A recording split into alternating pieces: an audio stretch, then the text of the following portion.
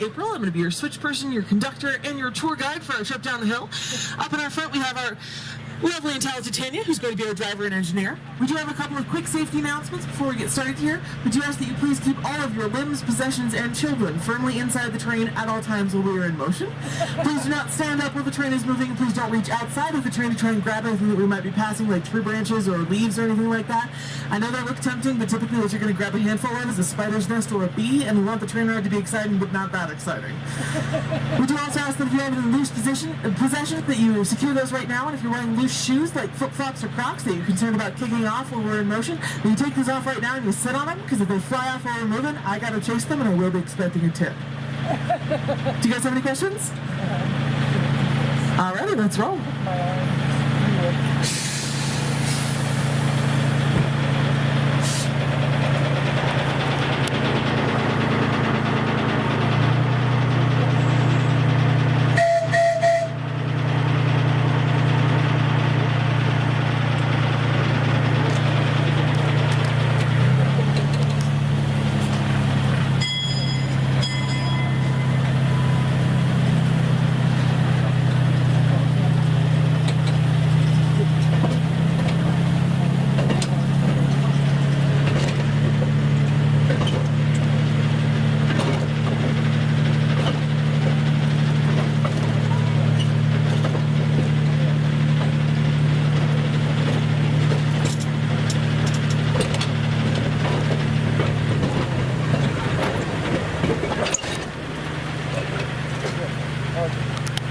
What I'm doing is I'm flipping the switches back and forth so that we can change the way the tracks are pointed and turn the train around so we don't have to back down the hill. It's called a manual switch operation railroad. The lightest of these switches, by the way, is about 45 pounds and the heaviest is about 65. I don't know if you guys have been down in Nevada City yet. I know we're all headed there. But while you're there, you might see our two-story outhouse that we have hanging out in the Nevada City Museum, or right over next to it. We have sort of a similar thing going on in the VC Depot here. This is what I like to call the Buddy John. This is one of our original outhouses from the area. Take a look at the cubicle on the far right. There are 2 seats side by side, so if you got lonely, you could bring a friend.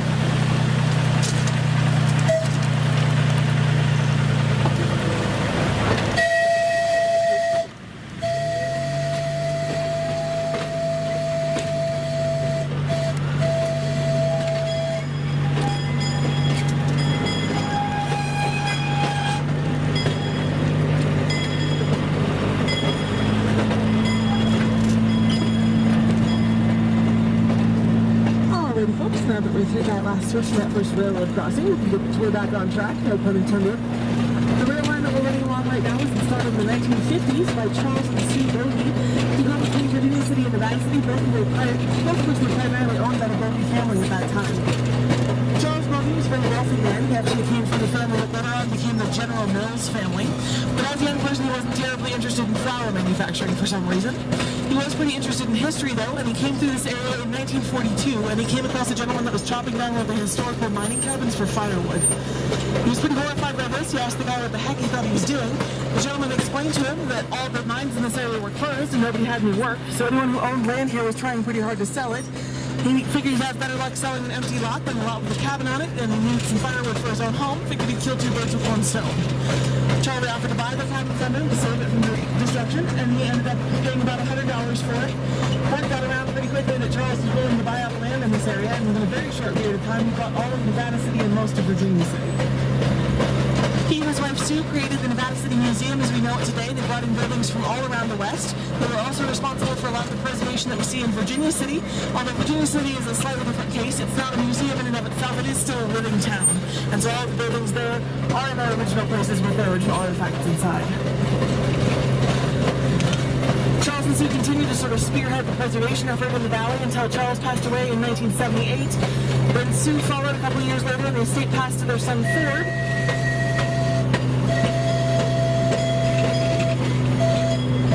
Large building. This is the McFarland Curatorial Center. The McFarland is not only the headquarters of the Heritage Commission,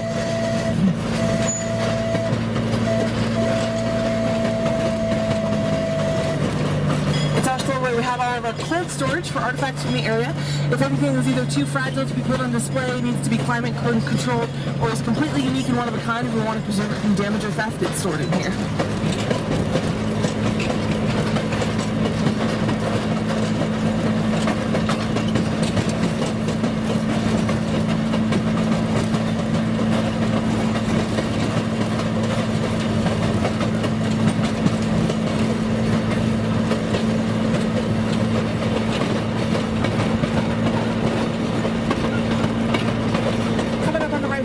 Here we have a kids 14 and under fishing pond. Anyone under the age of 14 is actually welcome to fish in this pond for free. It is stocked from the Ennis Fish Hatchery, say that 3 times fast. We do find that we have a lot of gray-haired 14-year-olds in this area.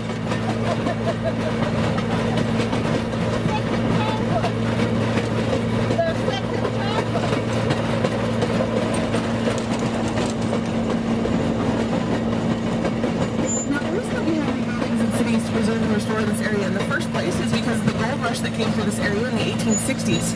In 1863, a group of 6 miners actually arrived in Alder Gulch, but they weren't headed here to mine. They were headed back from an unsuccessful mining expedition elsewhere in Montana, and they stopped in Alder Gulch for the night on their way back to Bannock.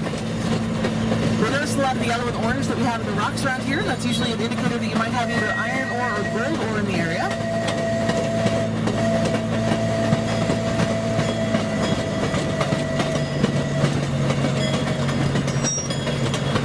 Signs for gold miners, because typically where you find a big vein of quartz, you'll find at least some gold. So the miners decided to pan in the creek a little bit before they went to bed. They were actually hoping to pull up enough gold dust out of the creek that they could pay for some tobacco when they got back to Bannock, and they pulled about $200 worth of gold nuggets out of the creek in one night. Now, $200 in 1863 is not a small chunk of change, so they knew they'd struck it pretty rich with Alder Gulch, but they actually didn't have to head on back to Bannock the next day anyway, because they'd run out of food and supplies. And they wanted to keep their claim up here a secret, but they weren't as subtle as they meant to be when they got back into town. They bought steak dinners for every night that they were there, and they bought the best of provisions, the best of supplies. And the shopkeepers in Bannock knew these guys, and they knew they left town flat broke and were coming back and paying for all this stuff with gold nuggets. So when they left very secretively in the middle of the night to head back to Alder Gulch, about half the town of Bannock followed after. This creek that we're passing on right here is Alder Creek. It's that same creek that they pulled that original $200 worth of gold out of. Has shifted its course pretty dramatically since the 1860s. We can get used to flow about where the highway is now.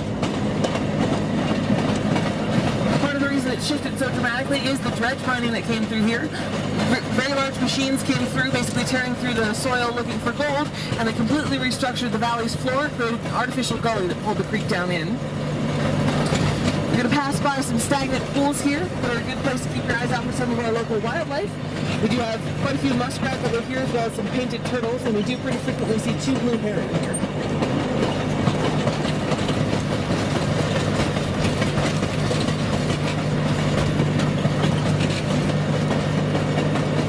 Looks like most everybody's sleeping in. We do get a lot of questions about why this is Alder Creek and why this is Alder Gulch when we won't see a whole lot of alder trees along this path. The reason for that is there was actually a huge stand of alder right up at the head of the gulch when those miners first arrived in 1863. Apparently the trees were so thick you could barely see the water. Unfortunately, those folks who came in from Bannock set up their camp right next to the alder stand, and somebody lost control of a campfire. Lit some tall dry grass on fire, lit the miners' camp on fire, and lit the alder stand on fire. So within just a couple of weeks of Alder Gulch being named, there weren't any alder trees left in it.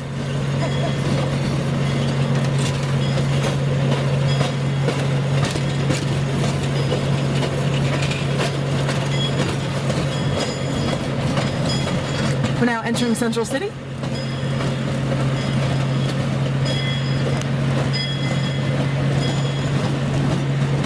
We're now leaving Central City.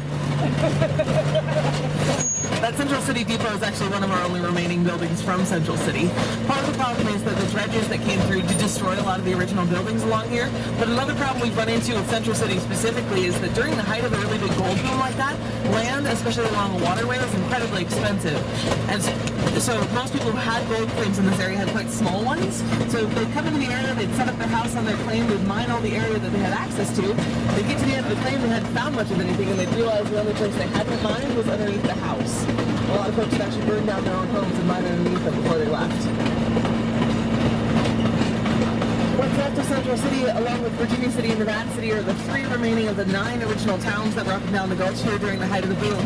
They actually called this area the 14-mile city because there was about 14 miles of continuous civilization from a little past present-day Nevada City all the way on up the Gulch. Virginia City was definitely the sort of metropolis of the area. It was actually very briefly the capital of the Montana Territory between Bannock and Helena. It also had the largest grocery store in the territory, which is the S.R. Buford store. It had a big stagecoach hub, a bunch of different places to eat, 6 men's clothing stores, and 73 valid liquor licenses. We've made it quite the destination point for some of the miners. Unfortunately, in those early years, there was also a lot of crime in the area. People figured out early on that even in a place as gold rich as Alder Gulch was, mining is a very risky endeavor. And for as many people in this area as did strike it rich, there were a lot more that didn't. And the only place you could be absolutely certain you were going to find gold was to find it in somebody else's pockets. And so there were people who would wait on the roads in and out of Alder Gulch because the only way you could leave or come in was on foot, on horseback, or by stagecoach, and all 3 of those were pretty vulnerable to robbery. These folks who would wait out on the roads were called road agents, and it was the responsibility of the Bannock County Sheriff's Department to take care of these road agents. But unfortunately for the folks in Alder Gulch, they'd elected a sheriff of Bannock County by the name of Henry Plummer. Sheriff Plummer not only wasn't very good at apprehending road agents, evidence suggests that he was a road agent.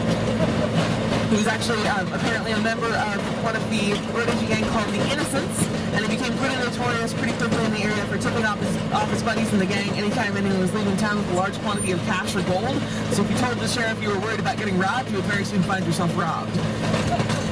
People were understandably really upset about the breakdown of rule of law in this area, so the corruption in the Sheriff's Department. That was part of what led to the formation of the Montana Vigilance Committee. About 100 people from Virginia City, Nevada City, and Bannock got together. These folks later on became known as the Vigilantes. One of the first acts of the Vigilantes after their formation was actually to hang Sheriff Plummer from his own gallows along with 4 of his associates in Bannock, who completely took over the law enforcement in this area for a number of years.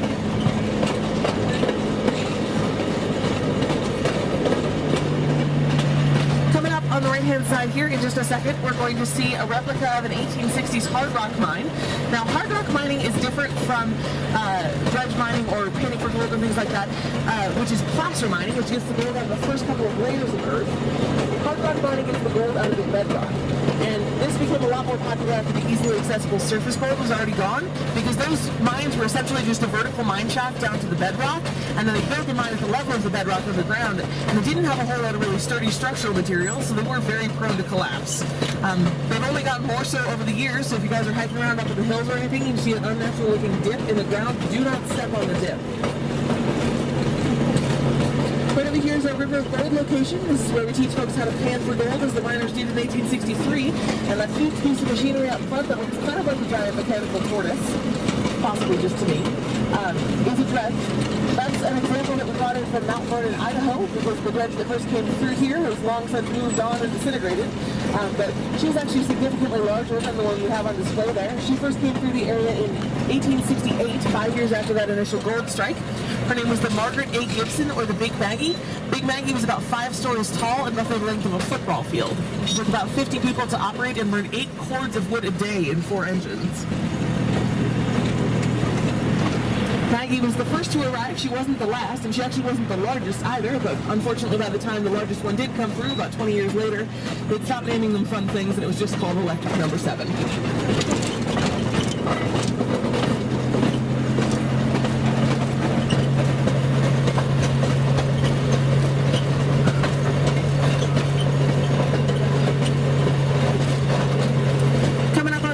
We do have 2 partially restored train cars.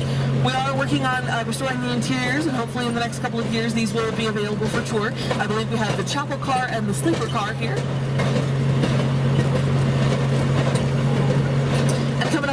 left-hand side, we're going to see some train cars that are a little bit more local. They ran in this area up until the 1960s. Unfortunately, these ones on the left are completely structurally unstable. It would cost the state of Montana about $1 million per car to get these back in working condition so we could tour them again. So barring a sudden windfall, these are mostly look only. But if you guys take a look, not at this car, but at the next car coming up, through the windows to the opposite side, we can still see some of the original Tiffany glass.